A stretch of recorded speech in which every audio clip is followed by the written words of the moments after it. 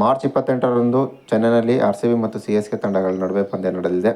ಈ high voltage ಮ್ಯಾಚನ್ನು ಕಣ್ತುಂಬಿಕೊಳ್ಳಲು ಕೋಟ್ಯಾಂತರ ಕ್ರಿಕೆಟ್ ಅಭಿಮಾನಿಗಳು ಕಾತುರತೆಯಿಂದ ಕಾಯುತ್ತಿದ್ದಾರೆ.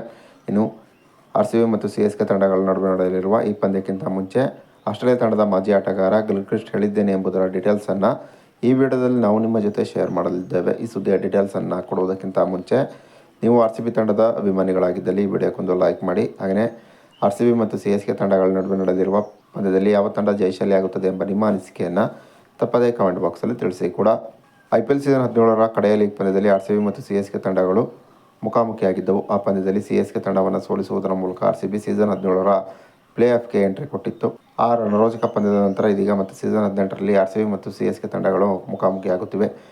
ಈ ಪಂದ್ಯವನ್ನು ಕಣ್ತುಂಬಿಕೊಳ್ಳಲು ಕೋಟ್ಯಾಂತರ ಕ್ರಿಕೆಟ್ ಅಭಿಮಾನಿಗಳು ಕಾತುರತೆಯಿಂದ ಕಾಯುತ್ತಿರುವುದರಲ್ಲಿ ಎರಡು ಮಾತಿಲ್ಲ.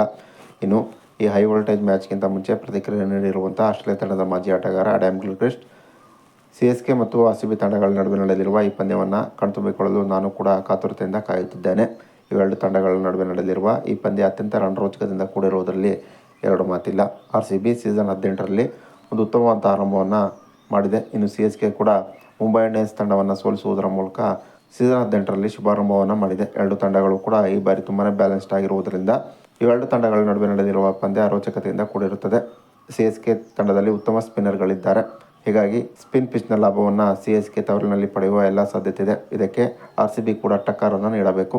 CSK ಎದುರು ನಡೆದಿರುವ ಪಂದ್ಯದಲ್ಲಿ ನನ್ನ ಪ್ರಕಾರ ಭುವನೇಶ್ವರ್ ಕುಮಾರ್ ಕಣಕ್ಕಿಳಿಯಬೇಕು. ಇದರ ಜೊತೆಗೆ ಕಳೆದ ಸೀಸನ್ನಲ್ಲಿ RCB ತಂಡಕ್ಕೆ ಒಂದು ಉತ್ತಮವಾದ ಬೌಲಿಂಗ್ ಪ್ರದರ್ಶನ ತೋರಿದಂಥ ಸ್ವಪ್ನಿಲ್ ಸಿಂಗ್ ಕೂಡ ಕಣಕ್ಕಿಳಿಯಬೇಕು. ಆಗ RCB ತಂಡ CSK ತಂಡವನ್ನು ಅದರದೇ ತವರಿನಲ್ಲಿ ಕಟ್ಟಿ ಹಾಕಲು ಸಾಧ್ಯ ಎಂಬ ತಮ್ಮ ಅನಿಸಿಕೆಯನ್ನು ಗಿಲ್ಕ್ರಿಸ್ಟ್ ಹೊರಹಾಕಿದ್ದಾರೆ.